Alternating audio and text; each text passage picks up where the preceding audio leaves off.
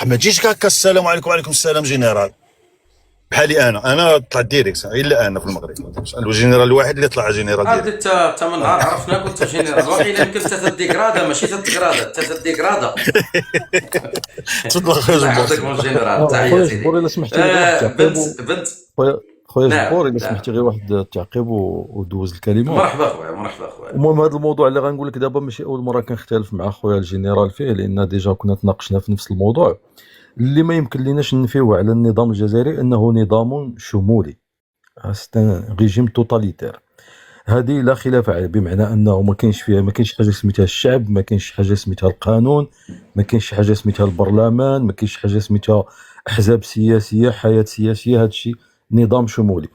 دابا العجيب والغريب والتحدي اللي كيفرضوا علينا النظام الجزائري انه بالاضافه الى انه نظام شمولي كاين اختلافات، كاين بزاف ديال الطروحات. كاين الطرح اللي مشى له الاخ الجنرال واللي كيقول على انه منذ البدايات وليس فقط من بعد التاسيس والاستقلال، بل حتى قبل الاستقلال ديال الجزائر كان النظام او كانت الثوره استخباراتيه وبقى النظام استخباراتي الى يومنا هذا.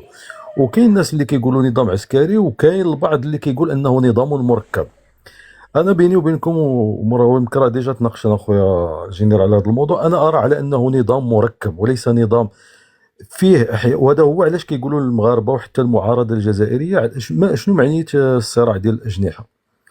هذا الصراع ديال الاجنحه حتى هي خصها نقاش، لان ملي كنقولوا حنا صراع الاجنحه علاش من اجنحه كندويو؟ اش من هي اجنحه؟ واش كتكلم على الاجنحه داخل المؤسسه العسكريه؟ نعم هناك اجنحه معروفه، الجناح الروسي والجناح الامريكي والجناح الفرنسي الى اخره. واش كتكلم على اجنحه خارج النظام العسكري خارج المؤسسه العسكريه؟ كاينه حتى هي. يعني كاينه اجنحه داخل المؤسسه العسكريه وكاينه اجنحه داخل المخابرات الجزائريه. والبعض كيزيد على هذا الموضوع كيقول لك ايضا ان هناك يعني المثلث، باش نكملوا المثلث الذهبي الجزائري اللي هي المؤسسه ديال الرئاسه. هو نظام بيني وبينكم واحد النظام سلقوط ما تقدر تصنفه لا عسكريا ولا مخابراتيا. غير كل مره فين كتميل، مره كتميل للمخابرات، مره كتميل عند العسكر، مره كيتعاونوا بعضياتهم على لان الغرض هو انهم كيتعاونوا على الى اخويا سيزار راه ما مختلفينش انا وياك، غير واحد القضيه خصنا سيزار لا سمحتي لي، راه هي الكلمه اللي يعني نطلق عليه ويطلق عليه ما هم اللي كانوا قبل منا ما يسمى بالنظام الوظيفي. لان انت ملي كتكون وظيفي معناه راه تتحكم فيك عده. ولا اظن انا غنتخالف معكم حتى في هذه الوظيفيه، والله ما نكذب عليكم. تا نظام والله ما عنده حتى الشرف والقيمه ديال انه يكون نظام وظيفي. علاش؟ لان حنا شفنا الانظمه الوظيفيه فيها وفيها. كاين النظام الوظيفي، هناك انظمه وظيفيه وطنيه، بمعنى انها نعم القراءه ديالها الامكانيات ديالها الداخليه والذاتيه كتشوف على ان ما عندهاش الامكانيه ديال الاستمرار، وكتعامل مع قوه عظمى في العالم ولكن لصالح الوطن. يعني كاين انظمه، كاين دول اللي تتحول الى انظمه وظيفيه لقوى عظمى ولكن لصالح الوطن. هذا ما عندوش سميتو، هذا ما تقدر تصنفه لا مخابراتي لا عسكري. نعم هو كتبها واحد الاخ، ولهذا اجمل ما يوصف به النظام في نظام العصابه. هو اللي قلتي الاول، لا ماشي نظام العصابه، هو اللي قلتي الاول نظام سلقوط. هو نظام سلقوط، هو الوصف الجميل، مخابراتي هو الوصف الجميل. الله لا هناك اخويا جبور نظام سلقوط. هناك الفرق بين الوصف والتعريف. التعريف هو نظام مخابراتي، وهذا المزج بين المساله ديال العسكر بدا امتى؟ لانه متى سيطرت المخابرات العسكريه فعليا على الحكم؟ نهار في التسعينات منين خدا الجنرال توفيق جمع، يعني من بعد انقلبوا على قصدي مرباح وعلى يزيد زرهوني، لانه قال لي واخا كان هو اللي بومدين، لكن المخابرات اللي كانت كتحكم هي المخابرات المدنيه اللي كان كيمثلها قصدي مرباح. لكن منين جاو جماعه سليمان هوفمان والجماعه اللي حكموا ديال النزار والعربي بالخير وداك الشيء، وتم الانقلاب على يعني قبل الانقلاب على المسار الدستوري، وحكمات المخابرات العسكريه في البلاد، ولا داك التمظهور ديال العسكري. اما في كل الاحوال هي نظام مخابراتي هذا التعريف. اما الوصف مارقه، عصابه، سلاقط، هذا كل شيء جائز، لكن كتعريف ما يخرجش التعريف ديال النظام الجزائري على اساس انه نظام مخابراتي، وكل الاجهزه وكل المؤسسات اللي كتشوفها باش يخدم بهم، بحال شي واحد بحال شي جهاز كيجيب طبيب ولا كيجيب تلميذ ولا كيجيب طالب ولا كيجيب استاذ جامعي ولا كيجيب عاهره يخدم بها. واحد بحال اللي ولا يجيب يعني يخترق دوله، يجند وزير ولا يجند بحال اللي دارت اسرائيل مع نسيب جمال عبد الناصر مثلا، راه خدمات بمسؤول سامي في الدوله المصريه. دونك هذه المساله ديال انه جايبين برلمان يخدموا به، جايبين رئاسه يخدموا به. المهم بداو تقولوا النظام الجزائري حاشاكم، النظام الجزائري حاشاكم. لان ما عندوش وصفه. الاجهزه الجهه راه كلهم اجهزه اللي موراهم. هذه ديال الصلبو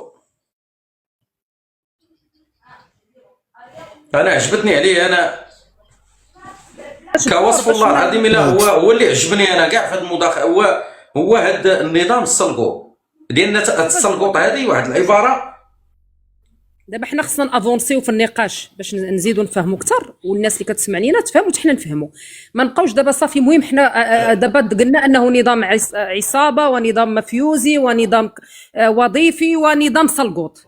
حنا دابا خصنا نزيدو نعرفوا علاش هذا النظام هكا، لماذا تركيبته هكذا، ولماذا الجزائري يرضى بهذا النظام.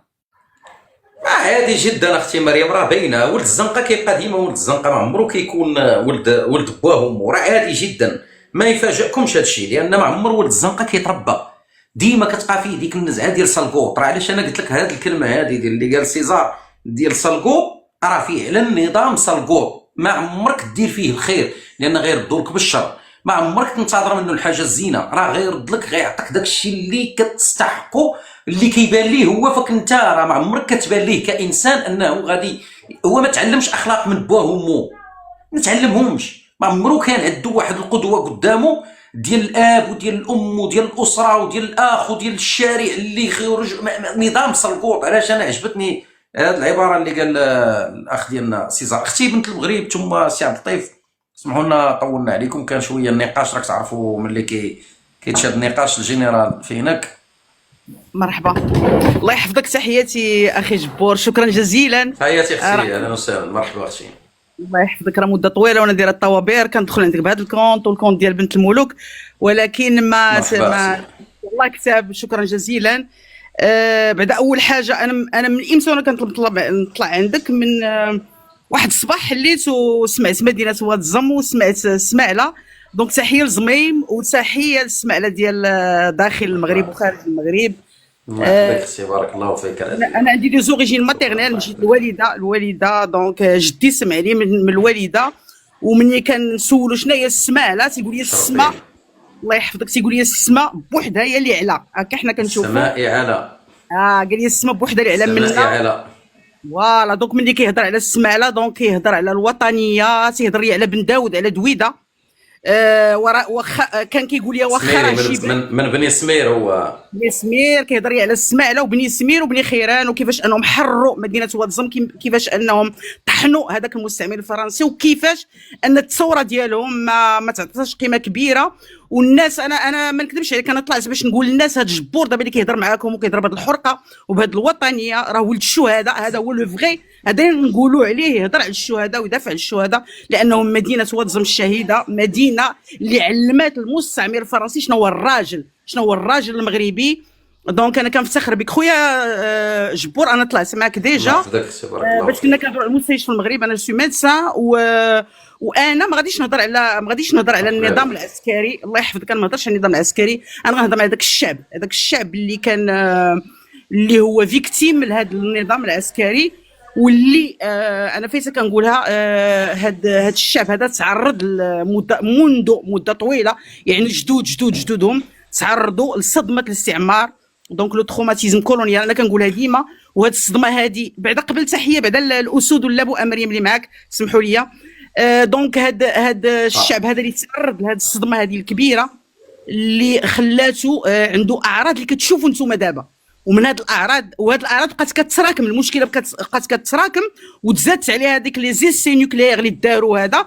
دونك هاد الناس كتشوفوا الاعراض كلكم كتشوفوها، كتشوفوا لا ميتوماني، انا كنهضر لكم دي تيغ ميديكو باش تعرفوا. دونك الكذوب، كتشوفوا الفابولاسيون، انهم كيبداو يتخايلوا حنا قوه ضاربه، لا ميغالوماني، جنون العظمه، يعني واحد تيبقى يقول لك حنا الواعرين، حنا الشواكر، حنا هذا، ديما هما لا فيكتيميزاسيون، يعني ديما هو تيحس براسو فيكتيم وانه محقور. وقضيه اخرى واللي هي ديالي مهمه، يعني اي بسيكياتر غيقولها لك، واحد لا كومبوزونت مهمه في لا بسيكياتري، في الامراض النفسيه، كتسمى لا بروجيكسيون، الاسقاط ولا التوجيه، انه هذاك العسكر اللي انا ما كنعرف عليه والو، تبارك الله عليكم نتوما راكم فوزيت اون تران دو ديكورتيكي، انا اللي كنعرف شنو دار لهذاك الشعب. هذاك العسكر وجه داك الشيء ديالهم، يعني داك الشيء اللي كيعيشوا هاد الناس، للاسف وجهوا المغرب.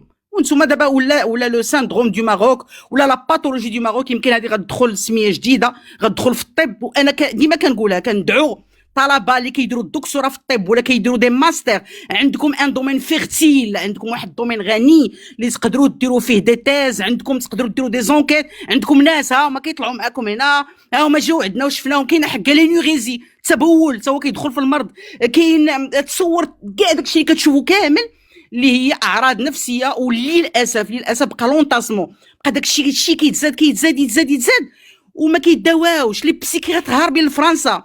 دكتور كريمه مازالي اللي دارت، اللي اول مره هضرات على صدمه الاستعمار اللي اون فرانس، فرنساويين هضروا على هذا الشيء. تصور الاطباء ديالهم الواعرين، الناس اللي فاهمين، والناس اللي كيطالبوا بان الناس ils doivent être traités. وديجا انت جدك ما خداش الدواء ولا ما دارش دي سيونس دو ثيرابي ولا ديكوت، باك لا ميم شوز. كيفاش بغيتي تكون انت؟ كيفاش كتشوف لي انا معلمه كتربي وليدات صغار، الحق كتمرضهم نفسانيا. دونك شوف خويا، انا كيبان لي سان اوبيتال بسيكياتريك اوفير محلول للاسف. صعيب الدواء، وللاسف سي سا كي في مال اون سوبي. حنا دابا اللي اون سوبي هاد الناس هادو، لانهم راك عارف كنظن انا دوك العسكر هادوك لي ديريكتيف كلهم ديال فرنسا. دونك نورمالمون داكشي اللي كان خصو يتوجه لفرنسا توجه لينا. لا ديرنيير شوز نقول لك السي جبور اخويا، راك عزيز والله العظيم، راك عزيز ريحه الوالده. شوف والله العظيم، شوف خويا جبور، انا الحاجه اللي غادي نقول لك هو هاد الايامات وقعت واحد الحاجه. انا في حياتي مني كتوقع لي شي حاجه وكنطلب الله، سي كوم سا هادشي اللي كيوقع، كنطلب الله، ولكن يعني الاجابه كتجي ولي كتعطل. وانا كنامن بديك ولا ننصرنك ولو بعد حين. ولكن هاد الخطره باش خرجوا الناس كيحتفلوا، لا ولكن هاد الخطره غريب. هاد الناس كيحتفلوا، ما نكذبش عليك، واخا كاك بكينا، انا كنسكن في الرباط، بكينا وتألمنا معنا. ملي كتكون في الرباط وكتشوف الناس، نهار عرفتي داك النهار اللي وقع داكشي، خصك تشوف الدراري ديال لي فار كيتجاراو وكيبكيو، والعيالات واحد المنظر قسما بالله تقشعر له الاجسام. انا ساكنه قريبه للتيران، عرفتي خرجت لبرا وبقيت كنبكي. دونك هذيك داكشي اللي عشنا، يعني حسبنا الله، كتقول حسبنا الله ونعم الوكيل، ولي كتقول غادي ينتقمنا ربي ولو بعد حين. انا هكا امنت، مي جات لا ريبونس رابيد. وانا والله ما كنستشفى في هاد الناس. وريني هاد لي فيديو اللي كنشوف هاد الايام على هذيك المنطقه اللي سميتها غليزان، وداك لي زانفراستركتور اللي كيفاش الناس عايشين. اخويا دوك اللي خلعني هما دوك السلوكه ديال الضوء. الناس عرضه للالكتروكسيون، يعني انك كتقيس الضوء كتموت سور بلاص، معروفه هذيك الضربه ديال الضوء مع الماء، سي لا مور، سي اون اورجونس. دونك دي جون اللي عايشين في دو تري موفيز كونديسيون، ومدورين لهم بارابول للمروك للاسف. صافي مال مي عندنا ما نديرو. حنا اللي كنطلبوا المغاربه يا ريتهم يبعدوا منا ويخليو، حنا كنافونسيو بهم ولا بلا بهم، مي نونبيش كو كيعطلونا كالكو باغ، كيردونا شي شويه باللور. حسبنا الله ونعم الوكيل. شكرا خويا جبور، الله يسهل عليك. وشوفوا كنقول لكم جبور ولد مدينه الشهداء، جبور ني با كوم سا غير حيت كوم سا، حيت في الدم ديالو راه ولد واتزم ولد الشهداء. تحيه لك خويا، شكرا جزيلا.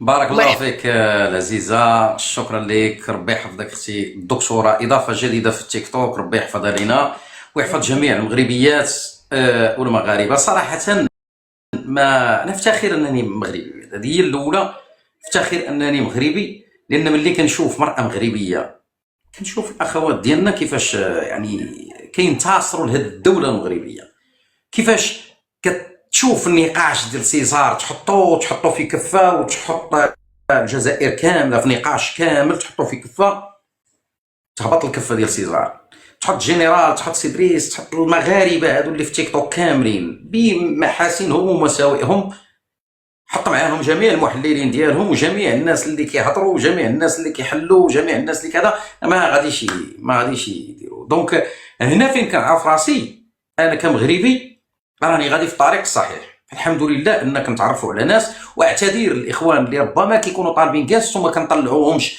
ماشي حيت حنا ما كنطلعوهمش وانما ما كتاحش الفرصه. كتعرفوا تيك توك كيفاش داير، كيكون يعني واحد الفضاء 8 الناس 6 4 5 كتمشي في الحوار. دونك ماشي حنا اعلاهم شأنا، بالعكس حنا اقلهم شأنا، وانما غير المنصه ما كتعطيش بعض المرات فرصه. نعتذر للمره المليون. بارك الله فيكم وربي يحفظكم جميعا.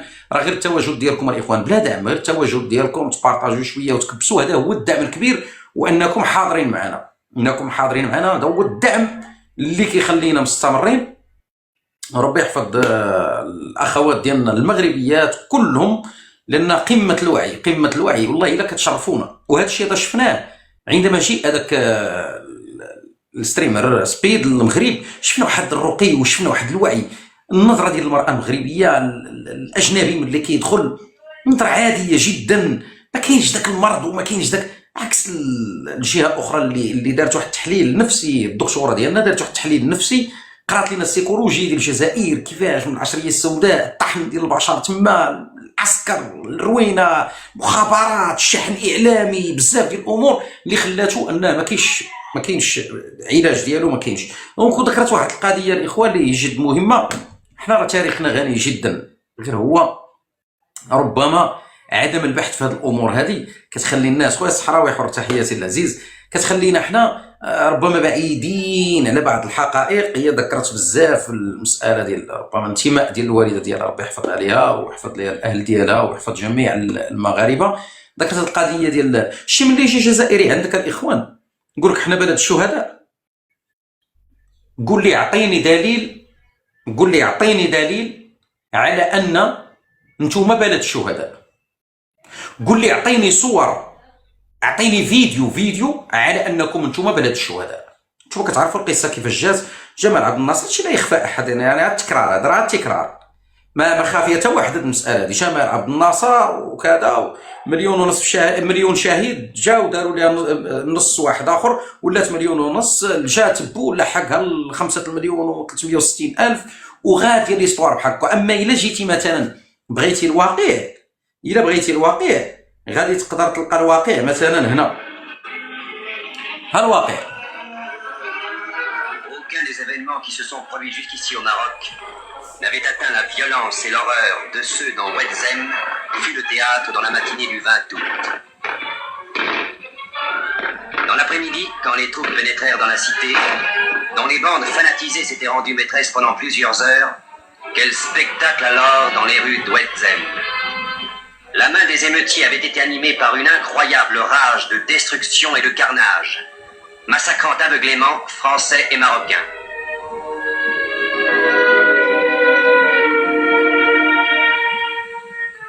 Bien des heures après, les survivants avaient encore dans les yeux la vision du drame. L'hôpital d'Ouedzem n'avait même pas été épargné.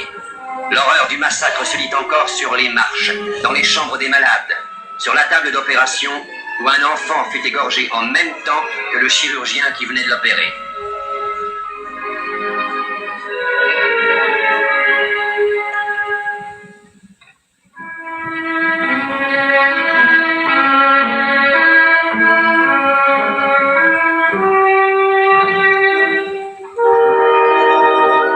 Aucune cause ne peut excuser de pareilles atrocités. Dans la liste des cités martyrs et dans nos mémoires, Ouedzem s'inscrit tragiquement. Au cercueil d'Ouedzem, les cercueils de Philippeville font un triste écho. Dans une atmosphère tendue, le port du Constantinois a enterré ses morts. Les 54 cercueils des victimes de la tuerie du 20 août ont reçu l'absoute au milieu du désespoir des familles.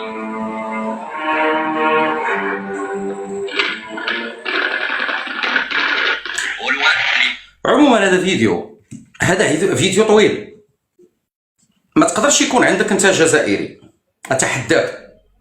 اتحداك يقدر يكون عندك فيديو كيوريك الحقيقه ديال جدودك شكون هما، جدودك كيفاش عاشوا الفتره ديال الاستعمار وكيفاش قاوموا. الا كان جدك انت كتقول انا عندي شاهد، انا كنقول لك جدي باقي عايش الحمد لله، ايه راجل كبير في السن ولكن كان راجل على بلادو وما ماتش موتة عادي، لا، قاوم باش يعيش، قاوم باش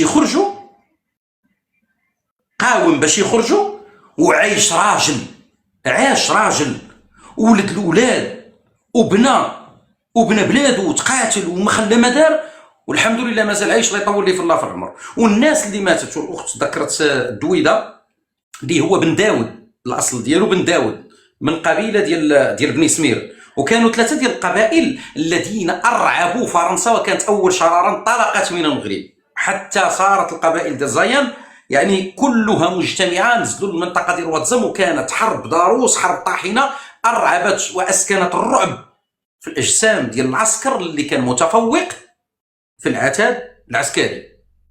والناس كانت بسيطه، ما عندهمش اسلحه وما عندهمش بزاف ديال الامور، ولكن تفوقوا لان المغربي في الجينات ديالو كتحمل الجينات ديال يوسف بن تشافين ومعركه الزلاقه، وكتحمل الجينات ديال واد اللبن، وكتحمل الجينات ديال من فتحوا الاندلس.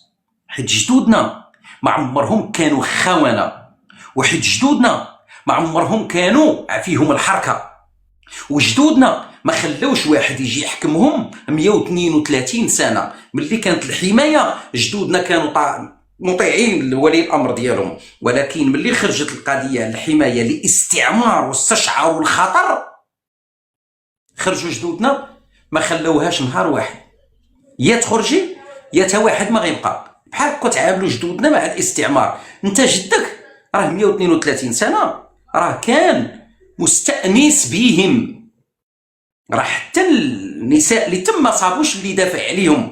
اما جدي انا الا عاودت لك الحكايات اللي وقعت الجده ديالي انا، وشنو وقع وكيف دخل المستعمر حتى البيت ديال الجده ديالي، وكيفاش كانوا غيديو الوالده من ايد الجده، انت غتستغرب لانك ما عشتيش هاد الاحداث هادو وما عشتيش هاد الظروف هادو.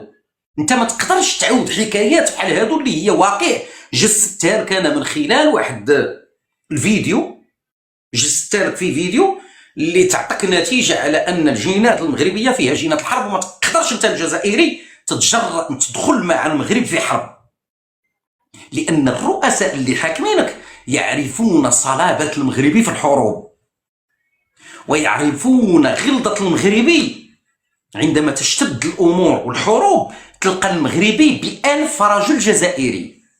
المغربي عندك تكون غلط. لو علم الجزائري أنه سيتفوق على المغربي عسكريا، والله لن يتوانى دقيقة واحدة، لكانوا قد دخلوا المغرب. ولكن كيعرفوا المغرب بأنه دولة قوية، والمغرب عطاك إشارة. المغرب النهار اللي دخلوا الشاحنات راه قصفهم وما خافش منك وقال لا راه غادي كذا ولا هادي ولا، حيت المغربي راجل، بلادو خط احمر معاك انت، بلادو خط احمر معاك انت كجزائري. ما تقدرش. شتي غير بعض المناطق في المغرب، غير بعض المناطق، لا كديريش تحياتي خويا، غير بعض المناطق في المغرب يرسلوها للجزائر، والله ما تبقى حاجه عندكم في الجزائر. حيت ماشي المشكل انني عندي ارض كبيره، ولا عندي السلاح تنشريه من روسيا، ولا عندي انا الغاز والبترول. راكم جربتوا مع المغرب وديتوا طريحه ديال العصا 2 المرات، وحنا كنبكيوكم في الحروب. ومعمر اللي يكون يتفوق عليك الا لحقتي انت الصنطه في التيكواندو الصفراء، هو راه لحق القهويه ولا لحق الكحله. عمرك تقول راه لحق الصفراء غادي نغلبو. قد ما انت كتطور وقد ما هو فايتك في التطور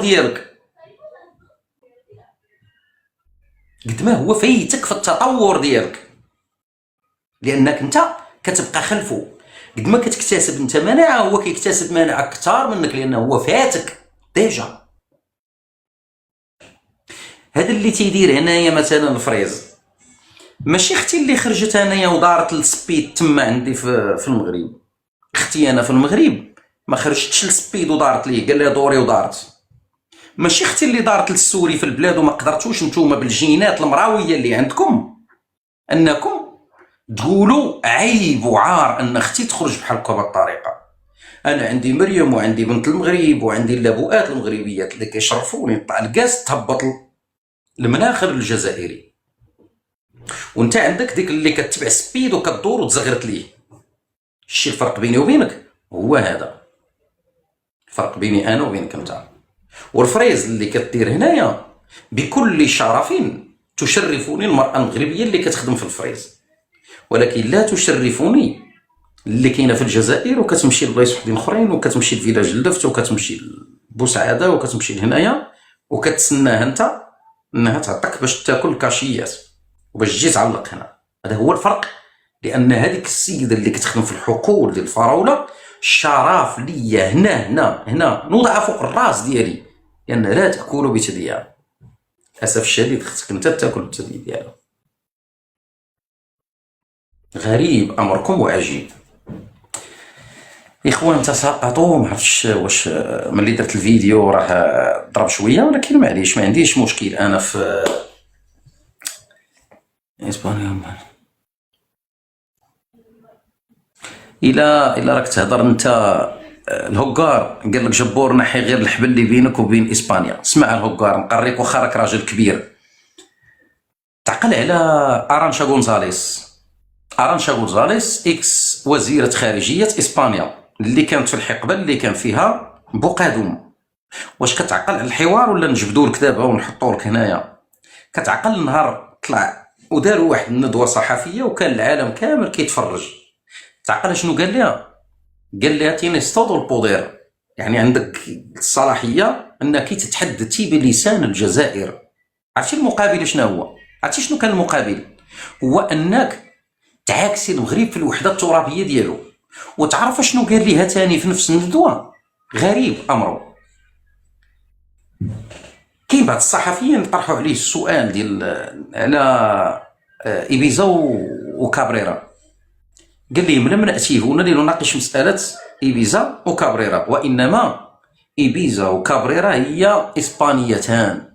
تصور انك تعطي الجزر ديالك لاسبانيا اللي من بعد غتردخل الشروط ديال المغرب وغتنحى ارانشا غونزاليس اللي كانت متواطئه في ادخال ابراهيم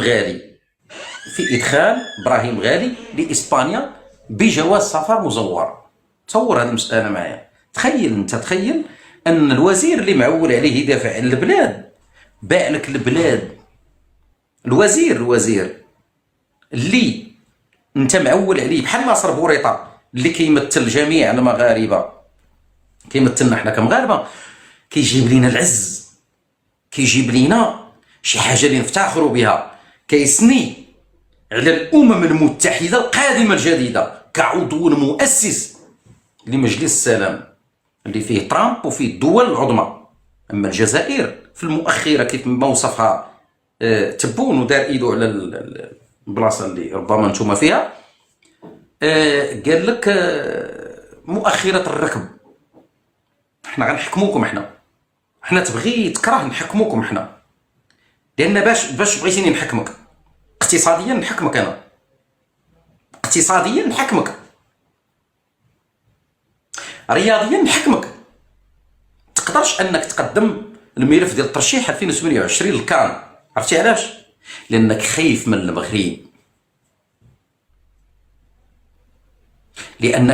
المغرب، لانك شفتي لابار اللي تعلات ما تقدرش توصل ليها، لانك شفتي شنو وقع في المغرب، وشفتي البنى التحتيه، وشفتي التيران كيفاش داير، وشفتي المنشآت، وشفتي الاوطيلات، وشفتي الشوارع، وشفتي بان المغرب ما فيش خصاص في الاكل. تصور نتوما دابا في الجزائر عندكم مشكل ديال الاكل، الناس كيقول لك قهوه وفارينه يا جدك. قهوه وفارينه، ما عندناش قهوه وفارينه، رانا غنديروا كارثه. قهوه وفارينه يا رباني يا رب، ها راهو ما عندناش فارينه. تصور تدخل 20 مليون سائح ونستقبلوا كاع الدول كامله ديال العالم، وتا واحد ما تشكى وقال لك عندكم نقص في الحليب، وعندكم نقص في الخبز، عندكم نقص في المأكولات. القصاري ديال الكسكسو مجليين في الزناقي كياكلوا ديالكم نتوما، كياكلوا بيديهم ورجليهم. الفقاس كيدور في الزناقي، اتاي كيتعطى في الزناقي، الماكله كتخرج للناس في الزناقي. ما كاينش نقص. الخضره مشتة تبارك الله في الشوارع ديال المغرب، المأكولات كول بيدك وبرجلك. الجزائر ما دخل عندكم سائح، ما دخلت عندكم مليون، ما دخلوا عندكم 10، ما دخل عندكم 15. راكم مضاربين مع البنان. ما كاينش. راه جاو الجزائريين للمغرب، كاين اللي تصور مع البنان، وربما شفتوا الفيديوهات، راهم كانوا الفيديوهات في مدينه الرباط ما شاء الله تبارك الرحمن، في مدينه مراكش، مدينه طنجة، مدينه الدار البيضاء. شفتوا الماكله، شفتوا الفيديو ديال سبيد اللي شكون اللي دوا معاه في التليفون، قال لي شفتك.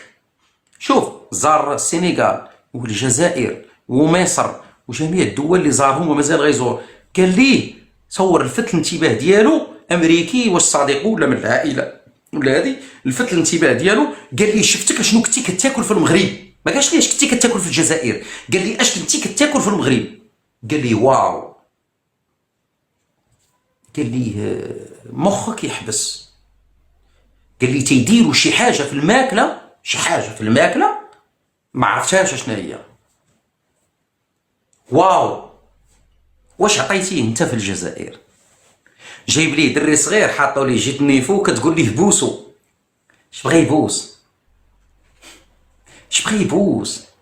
انت يكفي انه جا دار لك حركه. ما شتي ملي جا المغرب كيفاش تربى بحالك ملي ربيناك في الملاعب؟ شتي دابا تبول عليك انت واحد ولد بلادك معاك في المدرجات، تبول عليك وما قدرتيش تهضر، ويجي القضاء المغربي يضربوا ب3 شهور و500 درهم غرامه، ياخذ لك انت حقك ما قدرتيش تاخذو، لانكم موالفين انكم ترشوا بالبول في الملاعب ديالكم. هذه حقيقه ما يمكنش ننكروها، هذه الحقيقه. هذه حقيقه كاينه، حقيقه لا غبار عليها، حقيقه ما يمكن لياش انا كمغربي ننكرها، ولا حتى جزائري ما تمكنش لك. انت ما قدرتيش تاخذ حقك في بلادك وخارج بلادك. كيجي القضاء المغربي وكتجي المخابرات المغربيه وكيجي الامن المغربي وكيجيو المؤسسات المغربيه وكيخليوها عبره باش تاخذوا الدرس نتوما، باش تعرف راسك راك ماشي في الجزائر، راك في المغرب. ولو وقعت اعمال شغب عندكم في الملاعب لكانت كارثه في الجزائر. ولكن هناك شعب في المغرب، هناك مناصرين للمنتخب الوطني، وهناك احترام وتقدير واعطاء الصوره اللائقه للمغرب. فبالتالي كنقول للجزائري انت ربما راك في الحضيض. داخل فضاءات الملاعب انعكاس مكشوف لواقع تتجاوز فيه الأوحال حدود الحدث الرياضي، فهذه المشاهد لا تعود لعصور بائدة، بل هي واقع ترك فيه المواطن المغربي يصارع أرض تغرق في الوحل والطين تماما كما يغرق البلد في المشاكل. ذلك هو الواقع الإخوان، الواقع اللي دار مونتاج لهذا الفيديو هذا راه هذا هو الواقع، غير هو حيد المغرب ودير الجزائر وما داوين عن المغرب، ولكن الواقع ديالهم في الجزائر هو هذا. يمكن أن يحظى به ضيف في أكبر حدث كروي قاري حوله المخزن إلى مهرجان الأوحال القارية بهذه الصورة. هي راه غيليزان، ولكن غير باش تعرفوا بأن ما يقدروش يهضروا على غيليزان، والمونتاج ديالها جا بحال هكا، شدوه وداروه. نزيدكم. ها Parce que t'es bon, c'est un voyou. أو. Les accusations de l'influenceur sont graves. Un kidnapping sur le sol français organisé par une puissance étrangère. La police française se met immédiatement au travail. Elle va faire une étonnante découverte. Dans les semaines qui précèdent l'enlèvement, 2 téléphones bornent à de nombreuses reprises à proximité du domicile d'Amir DZ. Les titulaires des lignes sont identifiés. Et la stupeur, il s'agit de 2 Algériens officiellement diplomates. Pour les enquêteurs, il s'agit plutôt de 2 agents du renseignement sous couverture. Après plusieurs mois, l'un d'entre eux est interpellé et placé en détention. La crise, déjà ouverte entre la France et l'Algérie, va alors prendre un nouveau tour. Parce que t'es bon, c'est un voyou. نورمال سي ان فويور، نورمال اخويا امير دي زاد، نورمال. كون ما كانش فويور ما غاديش يعيش الناس بحال هكا. حياتكم بارطاجونا غير الله باش يوصل للسلطات، حنا ما خصنا والو، خاصنا غير السلطات برك تسمع فينا. عمي تبوني يجيونا ويفرجوا علينا هذا يفرجوا علينا ولد، انا بين 5 ايام بزاف. باز المنغوليا مسكين والله انا 5 العظيم. ايام بيتين برا ولد. مساكين قاعدين دايرين النار، ازماتيك مرضى، انا والله ما قديت من المشي. او ازماتك يتسخن بالنار ومشكلة البرد. امين يا ربي. انا بين 5 ايام صاي شفنا الله غالب ما قديناش، النور راهي طيح والباتري طاحت وزيد كيتشمخ التليفون باش نرفعوا صوتنا من بعد. هذا على خويا هذا اللي راه داير لايف، التليفون طاح له في الماء، زيد تليفوني تاني، زعما الوسيله الوحيده اللي نطلعوا في الصوت تاعنا هذه هي. ربي يحفظ. انا صاحبي من هدينا سركم، نجيك من الاخر انايا. ملي كنتيش غادي السينيغال ما خممتيش في هذا النهار هذا؟ واش يعجبهم هما ها؟ وقد ضحك عنا من ضحك عندما قلنا بأن شعب الجزائر كله يدخل إلى الجنة، وربما شعب المغرب العربي، ذلك لأنه صح في الحديث الصحيح. ترى ما بقوش في كذوب الدنيا، راه مشاو للآخرة الإخوان، واستغفروا الله، راه مشاو لحكم الله. يعني حد ضحك عنا من ضحك من اللي قلنا لهم بأن راه غادي تدخلوا الجنة. هذا راه أصبح الإخوان ملاك من الملائكة. هذا جي واحد جزائري يقول لك حنا وحنا، تا ضاحكين عليك انت شو كيفاش كيضحكوا عليك؟ شو ترى كيديو البترول والغاز ويعطوك الدين والقرآن. اسمع، وقد ضحك عنا من ضحك عندما قلنا بأن شعب الجزائر كله يدخل إلى الجنة، وربما شعب هذا ماشي كفر الإخوان. أنا ماشي تكفيري ولا، أنا كنهضر على هذه القضية، على هذه القضية هذه، أن كل شعب الجزائر يدخل الجنة. أنت كتدخل في حكم الله. اللي قتل 4 مليون موحد غادي يدخل الجنة، اللي قتل خوه غيدخل الجنة، اللي دا ديال الناس يدخل الجنة، اللي خدم في بوسعادة يمشي للجنة، اللي خدامة في فيلاج اللفت تمشي للجنة. دخلتي الجزائر كلها الجنة. ومن أعطاك أنت تفويض أنك أنت تتحدث يعني باسم لا حول ولا قوة إلا بالله، كيفاش درتي ليه أنت؟ وقد ضحك عنا من ضحك عندما قلنا بأن شعب الجزائر كله يدخل إلى الجنة، وربما شعب المغرب العربي، ذلك لأنه صح في الحديث الصحيح عندما قال سيدنا رسول الله صلى الله عليه وسلم أن الشهيد يشفع في أكثر من 70 من أهله، ولذلك هم اصطفاهم واختارهم، فهم قلة ولكنهم هم الرواحل، وهم الذين يشفعون فينا غدا يوم القيامة بإذن الله ويدخلوننا الجنة بأمثال أبو العبد إسماعيل هنية. وقد ضحك دابا هذا ماشي زنديق اخوتي المغاربه، هذا ماشي زنديق، هذا الكلام اللي تيقول فيه هذا ماشي حمار، هذا راه يجوز فيه السجن، هذا راه خصو يتسجن ب20 سنه. هذا على هذه الهضره اللي كيقول فيها. لو كان في دوله فعلا تحترم الدين والاسلام هذا راه مشى يوم القيامه. هذا راه وقف الناس هو قدامه كيحكم كيشرع، هو كيقول الجزائريين كلكم غتمشيو للجنه الاخوان. لو كان هذا في دوله اسلاميه اقسم برب العزه هذا لكان مكانه السجن، وماشي يعطوه عقوبه ديال عام ولا عامين. هذا خاصو ابد الظهر يبقى تما الداخل، هذا خصو يدخل الحبس ديما ما يخرجش ولا يتعلق ويديو الناس عبره. تصور هذا خطاب ديني يا الاخوان، انه يدخل الناس للجنه. اسير بحالك. وقد ضحك عنا من ضحك عندما قلنا بان شعب الجزائر كله يدخل الى الجنه وربما شعب المغرب العربي. شكون قالها ليك؟ شكون قالها ليك؟ شكون اللي ناقش معاك انت؟ واش نزل لك وحي مع الليل؟ شكون قال لك انت شعب الجزائر غيدخل الجنه؟ شكون؟ كيفاش تقدر تضحك على الناس بهذا المنطق هذا؟ شكون اللي راح يتدخل في حكم الله سبحانه عز وجل؟ على انت ضامن روحك انت غتمشي للجنه؟ لن يدخل الجنه احد بافعاله او باعماله، وانما ربي سبحانه هو اللي غادي يعطف عليه باش يدخل الجنه.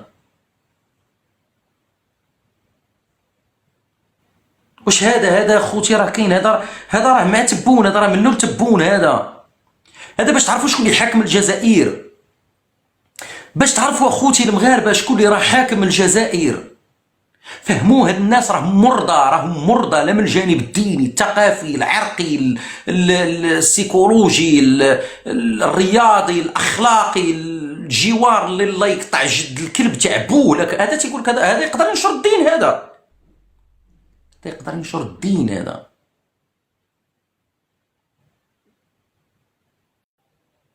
تماما خويا عبد الرحيم.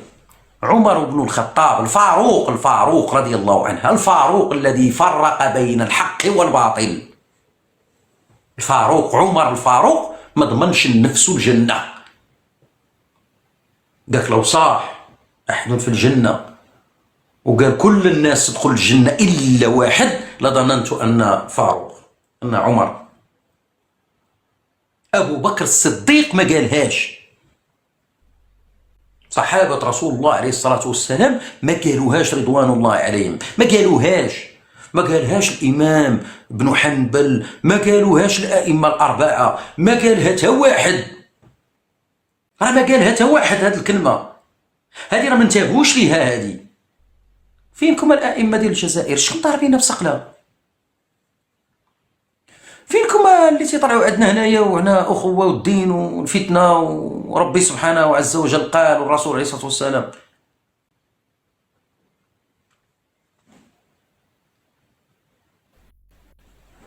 الجزيره خوتي راه ناقله هنا، ها هي الجزيره راه كاين هنا، ها هي كاين الحياه وكاين الشروق وكاين الجزيره. شو كيدير؟ شو سيف الشيطان دين مو كيدير؟ شو كيدير هذا البني بقرون هذا؟